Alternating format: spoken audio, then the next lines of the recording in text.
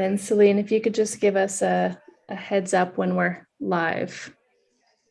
You guys are live now.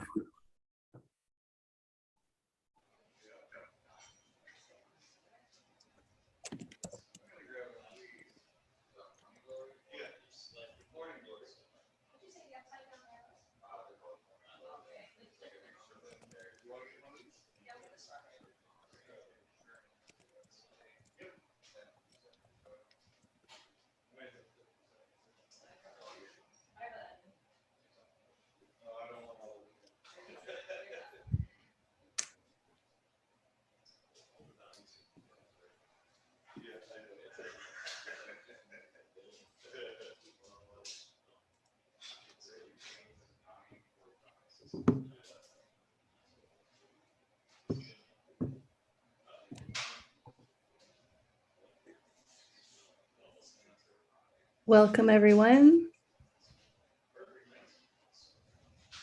Just introduce the leader of the Green Party of Ontario, Mike Schreiner.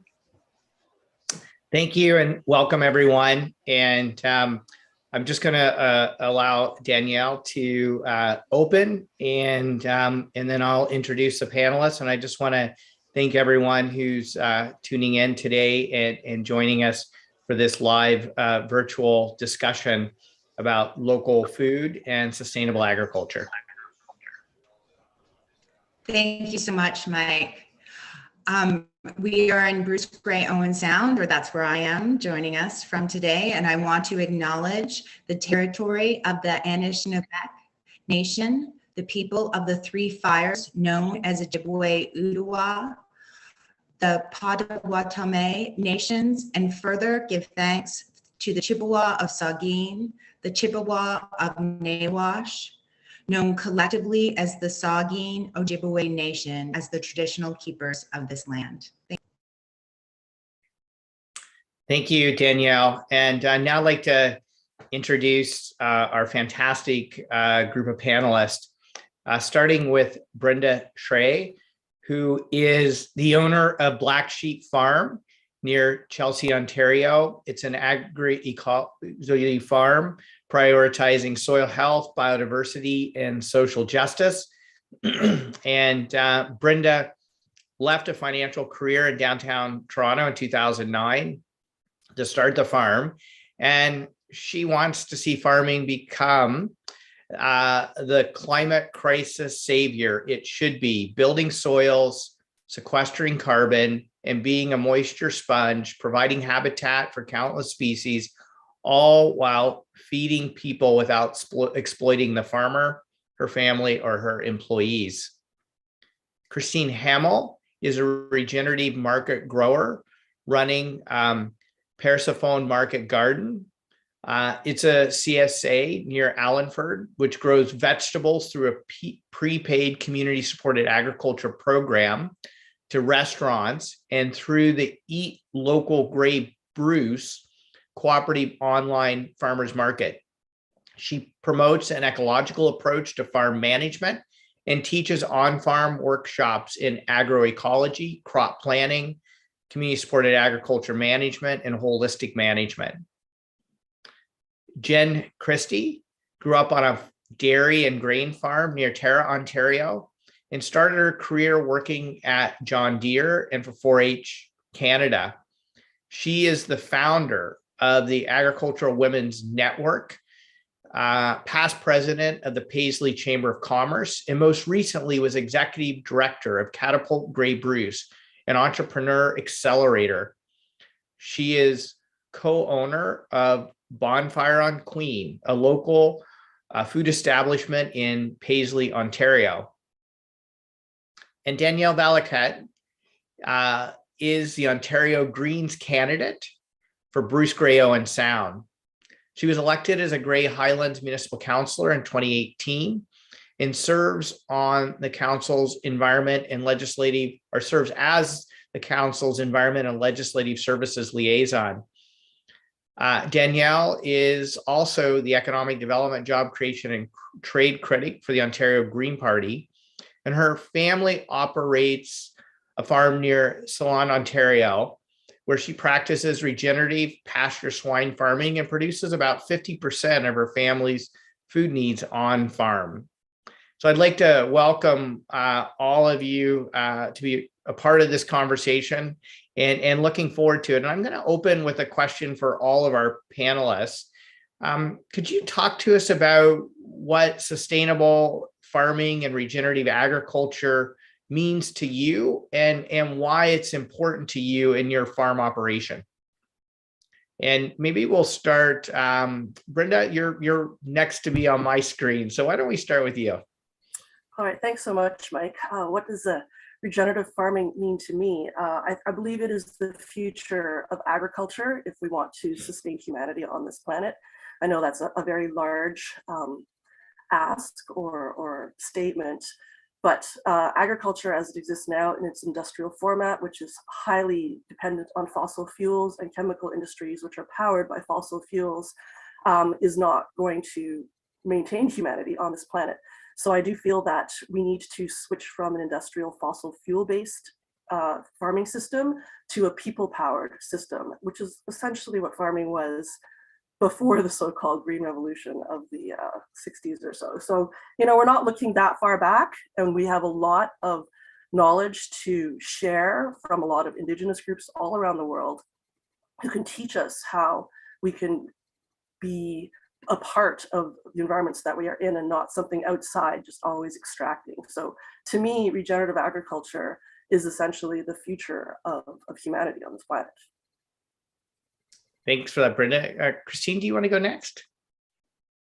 Sure. I think somewhat similar to Brenda, but I'll take a slightly different tact. I think for me, regenerative agriculture is an opportunity to reconsider our understanding of how ecosystems actually work, and therefore also what role we can play in them, both in terms of the size of our impact and the direction of our impact. I think right now a lot of our dialogue around environmental impact is about minimizing our negative impacts, and I think regenerative agriculture is an opportunity where we can start thinking about maximizing our positive impacts, that by changing how we look at ecosystems and our role in them, we can perhaps actually become a force that gives life again instead of taking it. Thank you. Jen, do you want to go next?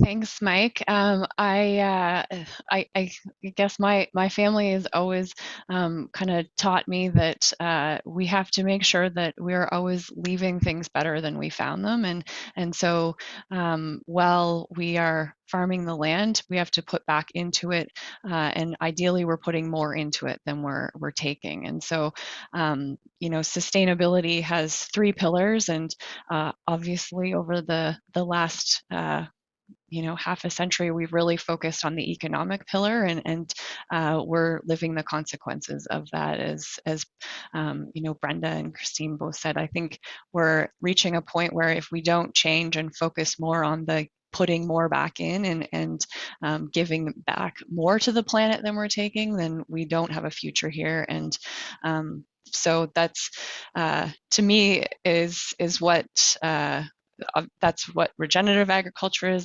that's what sustainability is, but we also still have to make sure that the people that are doing that work are being fairly compensated for it and are able to make a living doing that. And I think that's been one of the really hard challenges of trying to figure this out and make this work. Great, thanks. And Danielle?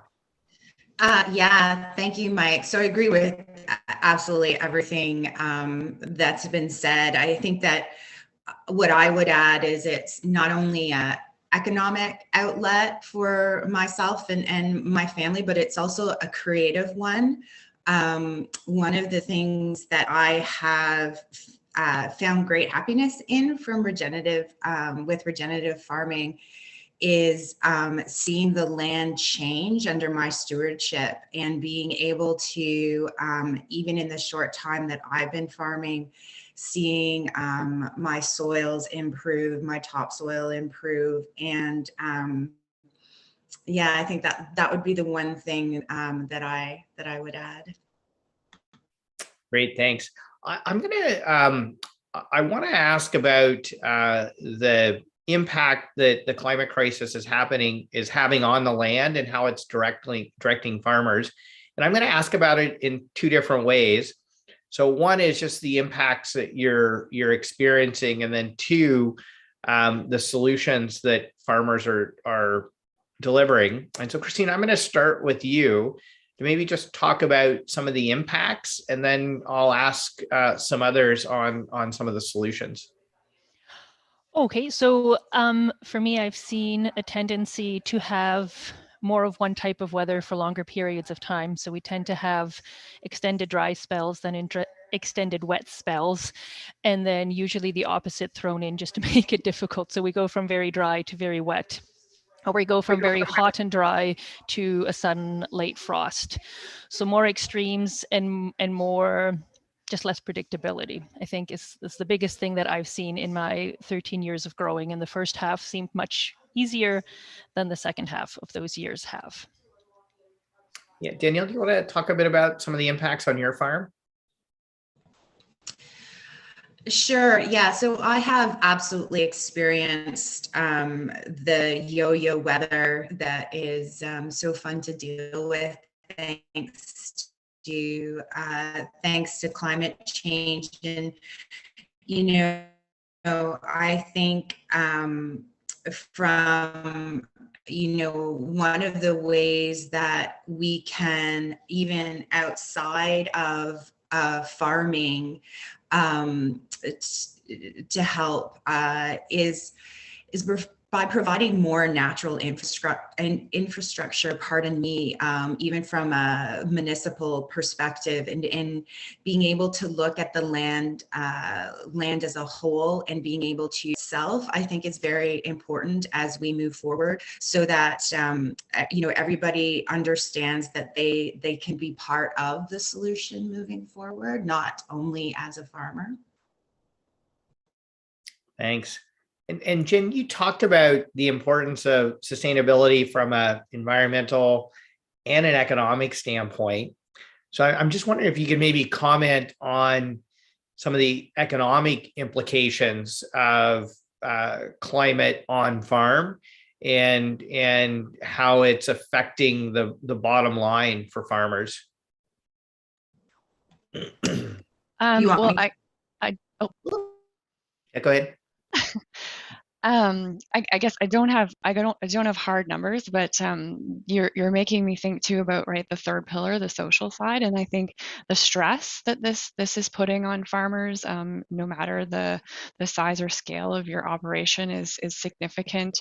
I know last spring I remember my dad commenting that in his 60 years that he remembers farming, that was one of the most challenging, or the most challenging spring to deal with, and so I think no matter what, I think no matter your size, you're trying to get things in the ground in a more challenging period of time, managing your crop or your production, your livestock.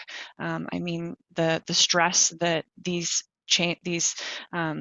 very drastic changes in weather put on livestock are also quite significant, and so all of that adds a cost to the bottom line, and then hoping that you can still get that crop off the field, or get that produce off the field and get it to market is a challenge. So I think there's both the economic cost of that, in either whether it's in higher input costs. Unfortunately for a lot of farms, the result of these the challenging harvest season is more crop needs to be dried, which is being dried with natural gas, which is more fossil fuels, and it feels like it becomes a bit of a cycle that is just causing then further harm. The other side of that, in the field, even with all the best of intentions and wanting to do things, like not tilling the land, some if the only way you can get it off get the crop out is to create ruts in the fields, now you got to go back in there with a plow, and you kind of undo all the good work that you did trying to, build carbon and do those things. So there's an economic cost to that, and then there's an environmental cost to that, in addition to the social impact on mental health for producers. So unfortunately, I don't have a hard number on that, but I think it has it's so much more than just like one, cost. Yeah, actually, thank you for bringing up the social aspect of it, because I know mental health challenges is a growing concern across our entire society, but especially on farm. And sometimes it doesn't get talked about as much, and making sure those mental health supports are in place so that everyone can access them. And we've been proposing doing it through OHIP, because mental health is health, but it's an important consideration. Brenda, you in your bio, you talked about how you think farmers can be delivering climate solutions. And so can you elaborate a bit on that? We've had some discussion about the challenges on farm, but what are the solutions that farmers can deliver? There are quite a lot of solutions. And it's funny that I actually do part-time work with a group called Farmers for Climate Solutions. And we have a playbook. Some very simple things, not highly technological, not input heavy, incorporating more rotational managed grazing into livestock management that can really keep grasses growing and produce meat without feeding animals what humans eat. Cover cropping. So that's essentially making sure that your soil always has something growing there that is actually improving the soil. And also advanced nitrogen management, just figuring out better how to use less inputs. So these are three things that are actually part of even Agriculture Canada's On-Farm Climate Action Fund, which is rolling out very slowly across the country right now. And these are all techniques that are sort of like the easy wins. There are certainly further things you can do. So when I say easy wins, that means that most farmers can actually go ahead and start incorporating a few of these things on their farm and slowly shifting things. Some of the bigger things to do are not to take out windbreaks and hedgerows, and in fact, beef them up or add them in. Every tree that we have around, every chunk of forest, shrubland, maintained grasslands, those are water sponges. If you think of a landscape as being an empty field, or a monocrop large field as being like a mirror pushing rain clouds up into the sky and away because of the heat that's coming off of it in a dry spell, you can see how when we have these like long dry periods versus these like really wet and rainy periods, we've lost that the tree cover and the ground plant cover that sort of maintains a more temperate climate, if you want to call it that, which actually slows down the winds as it crosses our landscape. Where we live here in Grey County, there's actually a long history of like deforestation and desertification. And in fact, the conservation areas were all brought in as part of the history of trying to fix all of that by planting trees and everything else. So we need to continue on that route, yet we are seeing, especially in the last few years, that as new farmers, industrial sort of farmers come into this area and buy up farmland, the first thing that happens is that all of the tree lines come out and tile draining happens. So instead of figuring out with our farming techniques how to actually hold water and send it down into the aquifers over the long term, our current farming techniques are all about taking surface water and throwing it off into all the waterways, therefore flooding other areas and taking out all the trees and the plants that were already there and acting as natural sponges. So there's a really huge range of agricultural techniques that we can all be using, from the sort of easy starters to just trying to figure out better ways to maintain our landscapes while also producing food. Yeah, thanks for that. I'm going to direct the next question. I'll start with you, Danielle. What are some government policies that could support more profitable and environmentally sustainable on-farm practices? Sure. So I love what Brenda's talking about sort of the continuum of change that we can move towards. And I think what we need to do is we need to financially support farmers through that change. So one of the things, as I'm sure you're aware, the Green Party of Ontario talks about is making sure that that transition as we move farmers towards more regenerative farming practices, that over a 10-year period that they are supported through that. And in some ways, I sort of feel that that support is almost as much emotional as it is economical, because I think as that there will be weed pressure and there will be education. But I think that these practices are proven to contribute to better soil. So I think that in some ways, it's both, like I said, economical as well as environmental. And I think that insurance needs to change as well. I think that that's one big thing that as farmers to be that those who regenerative farm, who farm organically, we need to have access to the same insurance policies that traditional farmers have access to. Great, thanks. And Kristine, I'm going to direct the same question to you, but slightly different. Is you've approached a number of different innovative market and supply chain opportunities. And I'm just curious if you think there's a role that the province can play in supporting a variety of marketing efforts that would benefit local sustainable farmers. Yeah, I think that's a really important piece of the puzzle. At this point, we have a highly centralized food system in terms of not just inputs, but also processing and distribution globally.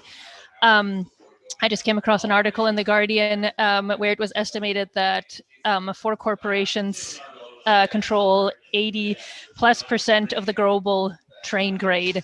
So I think one place where we really need public investment is in mid-scale infrastructure, starting on the farm and continuing right through processing and distribution. So abattoirs, mills, and small warehouses, and all those pieces in between the farmer and eaters that most people never actually see.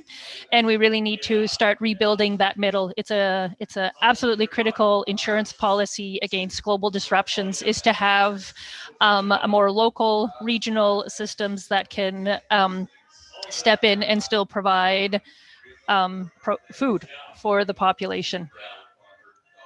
Yeah, no, thanks for that. That's a big part of the Ontario Greens platform, and just even my personal background in supporting local food systems. Jen, I want to ask, we have 4 women on this panel, and obviously you do a lot of work with women in agriculture. So I'm just curious, what role do you think women play in food and agriculture, and what are some of the things that you're doing to support women in agriculture? Oh, those are great questions. And I mean, obviously you see some thought leaders here in the industry, and I think women are, whether they're in the front in the agriculture industry or they're behind the scenes, they are extremely influential. In our family, my mom is the financial manager. Nothing gets purchased on that farm without her okay. So, I mean, there's significant decision making that happens with women in the operations, whether they are seen out front or not. Unfortunately, we don't see as many women in leadership in the industry, and it's not for lack of training or trying. The University of Guelph has been graduating more women from agriculture programs, I think, for my entire life, actually. It goes, women have been the majority of students registering in their programs since the 80s, and that's not translating into more women moving into leadership in the industry. So I for me, I strongly feel as an industry, we're missing the potential because we don't have women in those leadership ranks. We don't have and that's important because that's where decisions are getting made for the industry. That's where policy is being influenced. Those are the people with power in the industry, right? When who comes to knock on your door to talk about what agriculture needs, I would imagine it's rarely a woman. So we need to be able to get more women into leadership positions in the industry. As an industry, the leaders that are there, I think, need to look at how they can better support women in advancing in the industry. There's a lot of social policy that we need to support women no matter what industry they're in, childcare, being very important.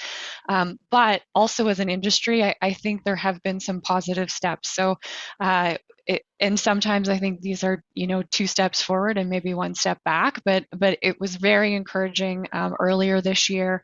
The Ontario Federation of Agriculture, Grain Farmers of Ontario, some of the large commodity groups in Ontario did diversity, equity, inclusion training, which was, I think, a big first step to create awareness and understand what it means to be someone in the agriculture industry who doesn't have the lived experience of a white man.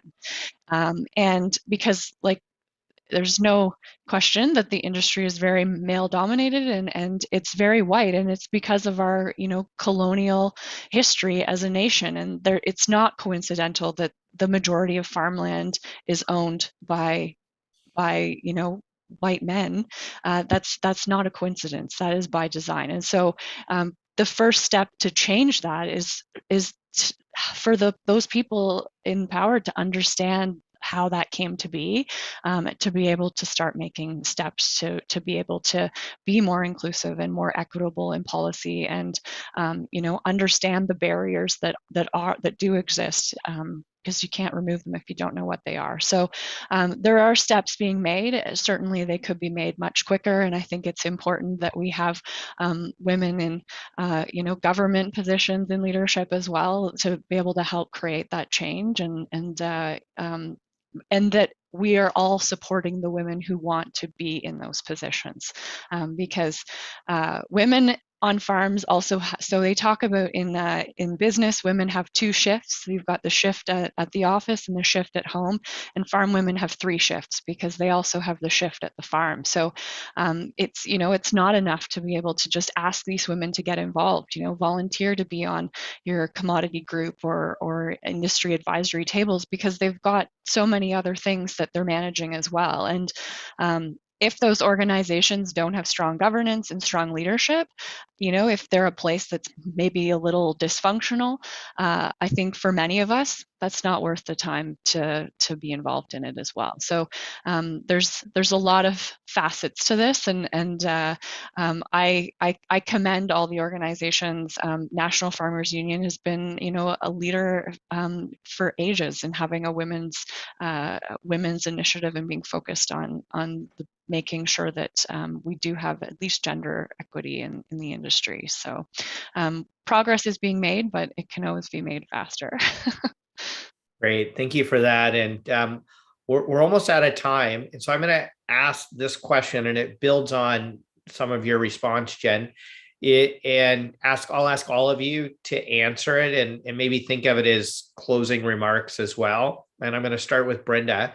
So right now in Ontario, we're losing 175 acres of farmland every day, the equivalent of 5 family farms. And there's proposals on the table to build highway projects that would pave over more farmland and likely lead to more urban sprawl that will lose even more farmland.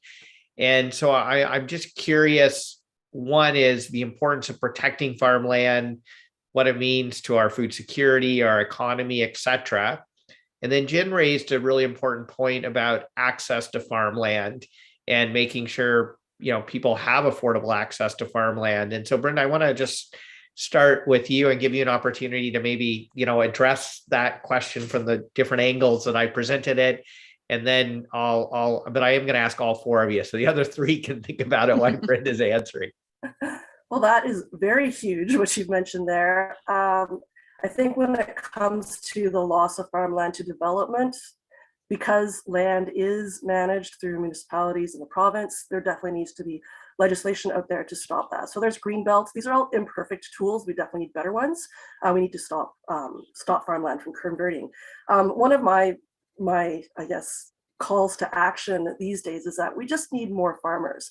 Right now, the entire population of Canada, I just checked the 2020 census numbers, 0.7% of all of Canadians are farmers. 0.7%.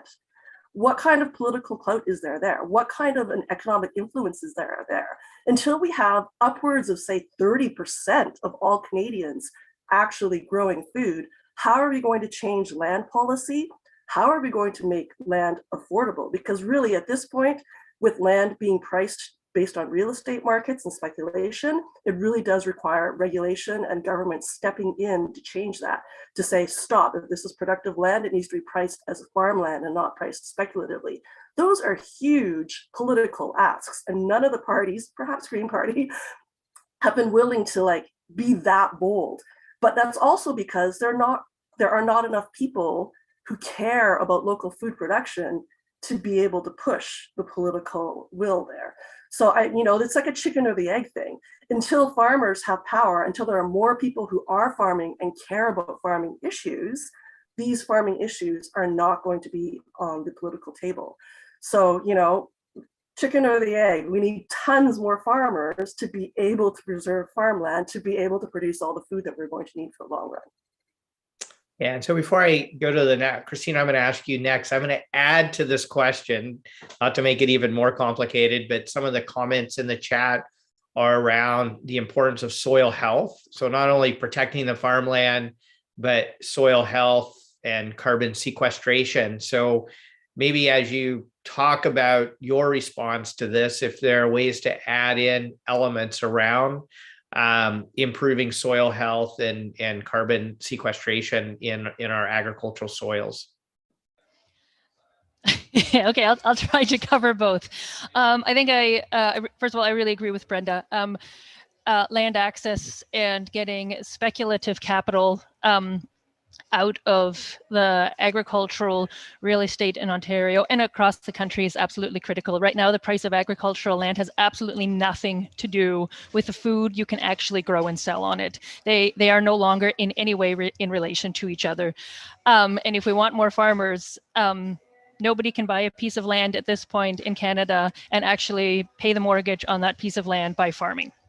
It's simply not possible. So we can't get new farmers in unless we radically and creatively and just boldly really start thinking about land access. And that really requires us to think about what is land ownership actually about and what are we trying to accomplish with our agricultural land ownership, and how can we reimagine that in a very bold way, because I think we're going to need some very bold solutions to this.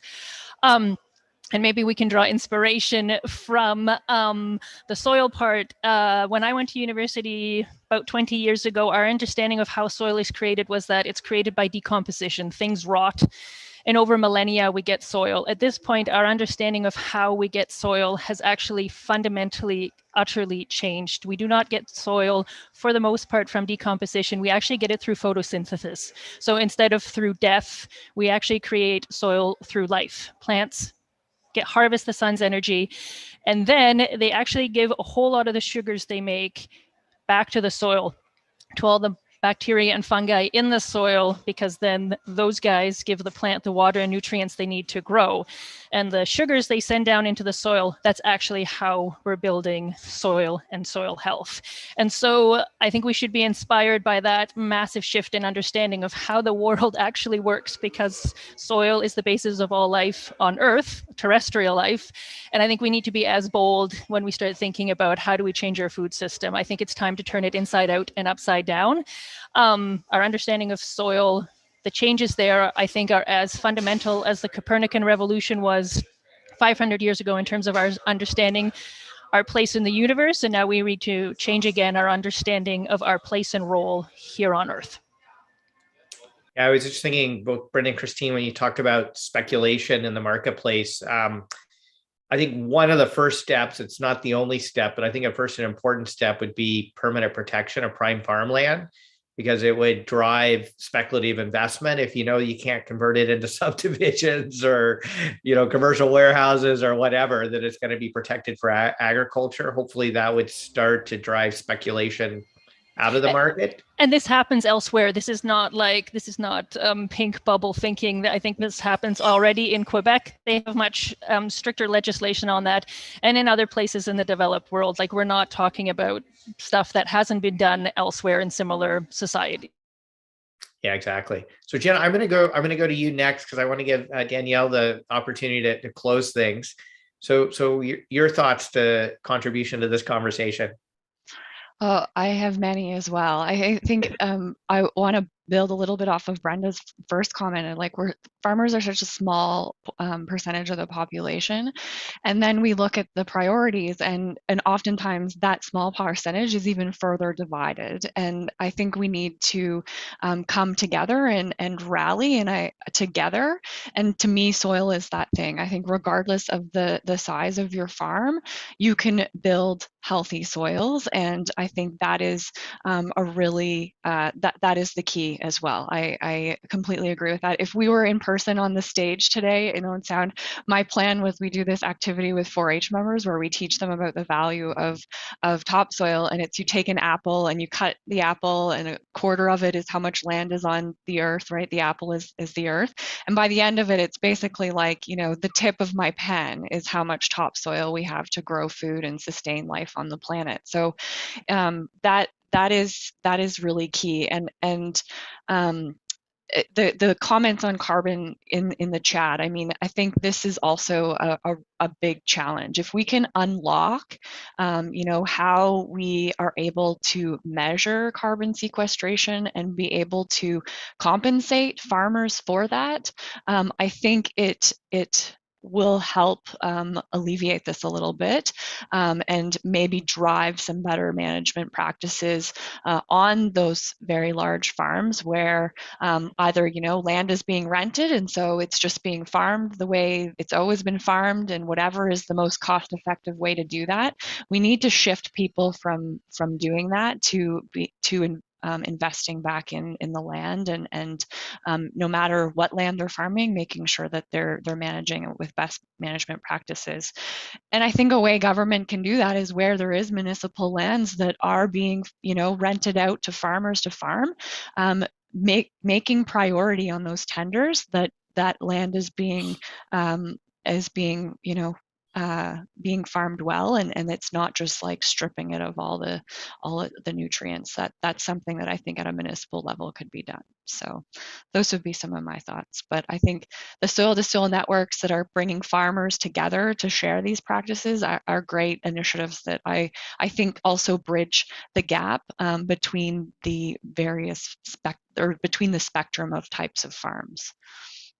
Yeah, it's a really good point. And if I could just do a quick plug for the Ontario Greens platform, we actually have a significant investment to reward farmers for carbon sequestration and other environmental goods and services, such as hedgerows and riparian buffer zones around, rivers and streams, et cetera, because I think those are social benefits, and farmers can deliver those social benefits, but society is going to have to compensate them for doing so. And so I think that's an important part of the solution. Sorry, can I also I know we're running, but I think that also will encourage farmers to continue to remain diversified. I heard something a few years ago that was really concerning, and that it was the way things are going, we will see more acreage moving into corn and soybeans, because that is the easiest way to farm that land, and we will be losing, the diversity that we have. We're in Ontario, we can grow almost anything here with the exception of cotton, and I would hate to see us lose our orchards and lose the fruit and vegetable farming that's happening. But we need to recognize how much more labor and management is required to run a farm like that, or to run diversified farming operations with livestock as well. And that has to be somehow recognized and compensated. And as Kristine said, like the food system right now is very concentrated, and unfortunately, we aren't, it's hard to get that value back to the farm level.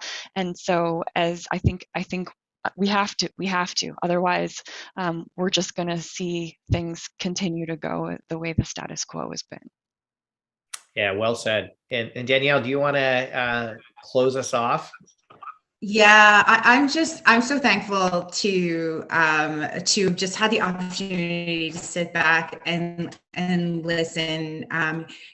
Jen pointing out that women and equity seeking groups need to have more access to land and leadership within agriculture. I thank Brenda for her work and giving us like the top 5 points from Farmers for Climate Solutions, because there are solutions out there. We definitely need policies in place, and we need people to be brave, because they aren't necessarily supported by, or we don't necessarily think them to be supported by political will for a number of reasons. And Kristine is absolutely right. There are places in the world that are doing this better than we are within Ontario. And it isn't pink bubble thinking. I love that. I love that term, that there are solutions, and it takes cooperations. It's getting speculators out of the farm home sales as well, right? We need to have homes for people.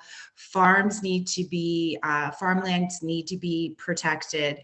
It's hard. I find it hard to get down on a farmer, because when the land is so expensive, and so every single inch becomes imperative to farm. So then we're losing hedgerows. So we need to think of brave solutions that will allow us to keep those hedgerows, to expand on those hedgerows, to increase our biodiversity, and move away from this monoculture farming that in the end is not going to serve us well. And I think the last thing that I will end with, and certainly it's part of the GPO platform as well, and something that I like to think I've had success with my kids, is teaching them more about food, having them celebrate food. I am married to a lovely partner. He's great, but he had zero idea of where food came from before he met me. And boy, have I changed that. But I also think that breeds respect. In particular, when we talk about livestock. And I think that moving forward, when people have a connection with their food and they understand that it comes from farms, it comes from farmers, that we will be able to implement some of these policies that seem harder to do as we move forward, and solve the climate crisis as well. Great. Well, I just want to thank all 4 of you for taking the time today. I know we've gone a bit over time, so I really appreciate it. I know you're all busy and it's a holiday weekend. Great conversation happening at the chat. And I just want to say you can learn more about the Ontario Green Party's platform when it comes to supporting local food and farmers and protecting farmland. There's a link in the chat.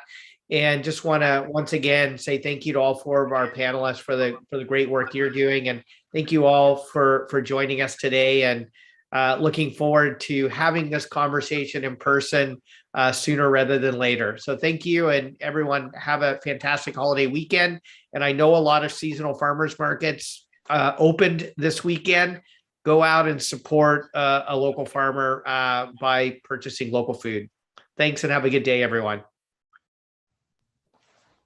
Thank you so much, everybody. Thank you, Mike.